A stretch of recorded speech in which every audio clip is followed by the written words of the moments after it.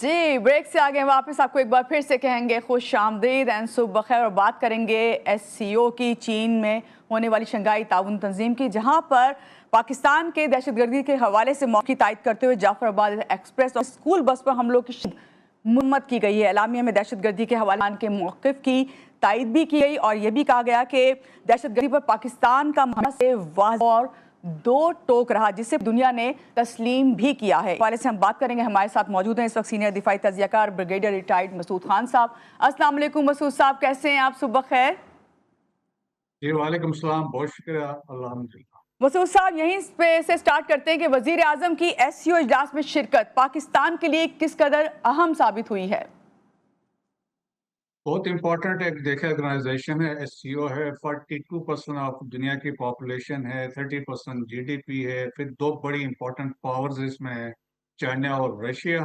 और फिर prime minister का ये विजिट देखें, मार्के हॉक बुनियाद मखसूस के बाद पहली दफा इस तरह की इवेंट में वो गए थे। तो वहाँ पे एक वो तवज्जो का मरकज बने रहे पूरे एक्टिविटी के दौरान, अभी भी वहीं पे हैं। क्योंकि अभी उनका कल रात को, आज सुबह उनकी मुलाकात उनकी प्रेसिडेंट शी से भी हुई है। और कल वो विक्ट्री डे परेड भी उसको अटेंड करेंगे। जी और फिर जिस तरह के आपने बात की है कि जो जॉइंट डिक्लेरेशन हुआ उसमें पाकिस्तान की बड़ी फतह थी, पाकिस्तान की मौकिफ की तायद की गई। और पाकिस्तान ने अपना मुकदमा जीत लिया है इसमें। क्योंकि डिक्लेरेशन में जिस तरह आपने कहा कि दहशतगर्दी की बात की गई, उनकी उसकी मजम्मत की गई है, ऑल फॉर्म्स एंड मैनिफेस्टेशन की बात की गई।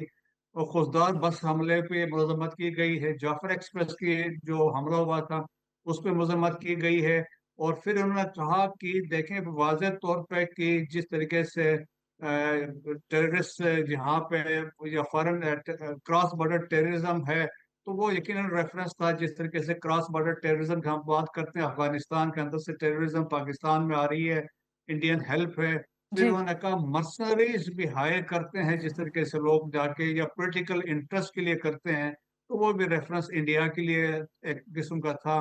और फिर इसके बाद जो पाकिस्तान के एक और मौक़िफ़ था अफगानिस्तान के बारे में कि एक इंक्लूसिव गवर्नमेंट होनी चाहिए, उस बात का भी इस पे इरादा किया गया है। तो ओवरऑल हम कह सकते हैं। और जिस तरीके से प्राइम मिनिस्टर ने अपनी स्पीच की और बड़ जबरदस्त स्पीच थी, तमाम आस्पेक्ट्स, और उन्होंने खुल के बात की, दहशतगर्दी की बात की, क्रॉस बॉर्डर टेररिज्म की बात की, सबूत की उन्होंने बात की। और इसके अलावा पानी का जो मसला है उसके बारे में उन्होंने दुनिया को याद दिलाया कि एक बड़ा जी सीरियस इश्यू है। अगर आप इंटरनेशनल ट्रीटीज को ऑनर नहीं करेंगे तो इट विल क्रिएट सिचुएशन होगी, एक खराब हो सकती है। सो ओवरऑल देखा जाए तो पाकिस्तान की, इसके हम समझते हैं ये एससीओ में पाकिस्तान की मौकिफ की तायद की गई, पाकिस्तान की इम्पोर्टेंस नजर आई, पाकिस्तान की जियो स्ट्रेटेजिक इम्पोर्टेंस नजर आई। और इसके साथ साथ आप देखें मोदी साहब जिस तरीके से वहां पे वो कहते हैं ना फ्री होने की कोशिश कर रहे थे, जी जबरदस्ती हाथ मिला रहे थे, गले मिल रहे थे। और इसके साथ साथ अब लोगों ने ये कहना शुरू कर दिया इंडिया में मोदी ने सरेंडर कर दिया है बिफोर प्रेसिडेंट शी। पहले वो ट्रम्प के साथ थे, अब वो शी के सामने चले गए हैं। अब सवाल ये पैदा हो रहा है, क्या जो 2020 में गलवान में 2500 स्क्वायर किलोमीटर का एरिया कैप्चर किया, क्या वो वापस मिलेगा? वो वापस नहीं मिलेगा। और इसी तरीके से आप देखें कुछ अर्से पहले तक मोदी साहब चाइनीज की इंसल्ट कर रहे थे, छोटी आंख वाले जी जी रेफर कर रहे थे। फिर वो ये भी कह रहे थे कि जिन्होंने हमारे फौजियों के सर काटे हम उनसे कैसे बात कर सकते हैं। फिर उन्होंने चाइनीज प्रोडक्ट्स की बाइकआउट की बात की, लेकिन आज कहते हैं जाके ही सरेंडर्ड बिफोर प्रेसिडेंट शी, क्योंकि उनको पता सर्वाइवल कोई नहीं है। देयर फोर वहां पे जाके उन्होंने अपने घुटने टेक दिए। जी, जहां हमने देखा कि पाकिस्तान के मौक़िफ़ की तायद की गई, फिर हमने मोदी के साथ होने वाला जो सारा बिहेवियर सबके सामने नज़र आया, तो इसके बाद आपके ख्याल में ये पैगाम भारत को के लिए किस कदर अहम है? यहाँ देखें कि भारत के लिए बड़े मुश्किलात होगी इंडिया के लिए। देखें अपोजिशन तो अभी अपोजिशन में जो पहले जब राहुल गांधी ने चाइना की बात की तो उन्होंने कहा प्रो चाइना है। अब खुद मोदी साहब आके फंस गए हैं। और देखें कि इससे अचीव क्या करेंगे। अचीव तो कुछ नहीं होगा। द ओनली थिंग है उसने सिग्नल अमेरिका को दिया कि हम यहाँ पे जा सकते हैं, ट्रेड हो सकती है, यकीनन उसमें चाइनीज का अपना इंटरेस्ट है वो करेंगे, फ्लाइट डायरेक्ट हो सकती हैं। और पिलग्रिम्स उन्होंने कहा अलाउ कर दिया, लेकिन तीन चीजों पे उन्होंने, चाइनीज ने कहा दिल विल नो कम्प्रोमाइज। जी। लाइन ऑफ एक्चुअल कंट्रोल जो जहां पे बैठा है, चाइना ने कहा 1 इंच पीछे नहीं जाएंगे। जी। सेकंड, उन्होंने ये कहा जो डैम बन रहा है, यारलंग रिवर है जो ब्रह्मपुत्र इंडियन वाले कहते हैं, उन्होंने कहा वो बनेगा। इसका मतलब ये है विंटर्स में it will reduce 85% flow of water उस रिवर में जो इंडिया की तरफ जाता है। और तीसरी इंपॉर्टेंट चीज, चाइनीज का बड़ा सीरियस कंसर्न है, दैट इज दलाई लामा, जो इंडिया में धर्मशाला में बैठा हुआ, उसकी जनशीर की सिलेक्शन हो रही है। तो चाइनीज ने वाजे किया है ये सिलेक्शन हम करेंगे, इंडिया नहीं करेगा। तो अभी भी इसमें बहुत सारे इरिटेंट्स हैं। तो लेकिन एक आप समझ ले, ऑप्टिक्स के तौर पे अमेरिका को मैसेज देने के लिए उन्होंने ऐसा किया है, क्योंकि जो असल में चाइनीज, जो इंपोर्ट्स चाइनीज की ज्यादा होती है इंडिया की तरफ और इंडिया की इतनी नहीं है। जी। जब इंडिया और अमेरिका की बात होती है, देखें कि इंडिया ज्यादा एक्सपोर्ट करता था अमेरिका को 84 बिलियन डॉलर्स के, तो और वहां से 43 बिलियन डॉलर्स का सामान लेके आता था। सो उससे तो बड़ा नुकसान इंडिया का हो रहा है। सो मोदी के लिए मुश्किलात है, एक तो शिकस्त भी हुई मार्के हक और बुनियाद मरसूस में, डिप्लोमेटिक आइसोलेशन भी हुई है। So this is the beginning of end of Modi सरकार। जी।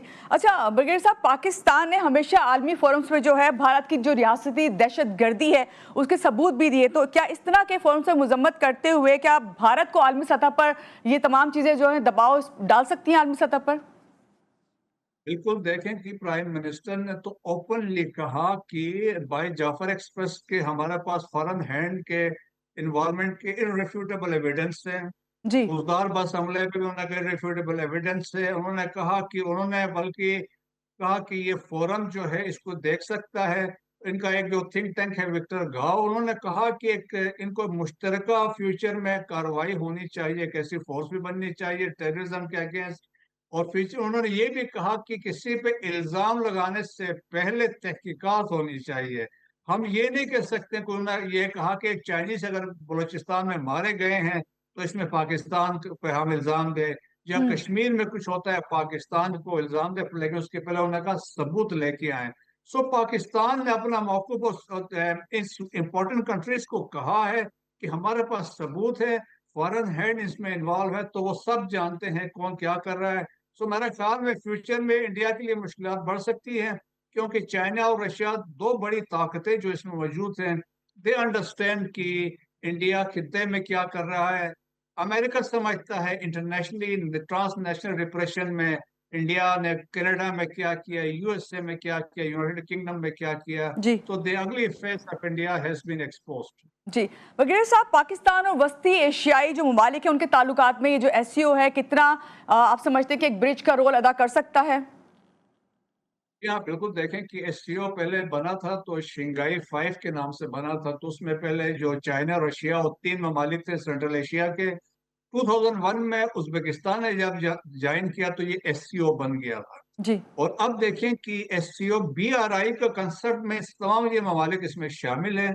और पाकिस्तान का देखें अल्टीमेट हमारा मकसद भी ये है कनेक्टिविटी विद सेंट्रल एशिया, और वो मुमकिन है थ्रू अफगानिस्तान। दैट्स वाई आपने देखा होगा पीछे हमारे फॉरेन मिनिस्टर डार साहब भी गए थे, चाइनीज वांग ई भी फॉरेन मिनिस्टर वहां पे थे।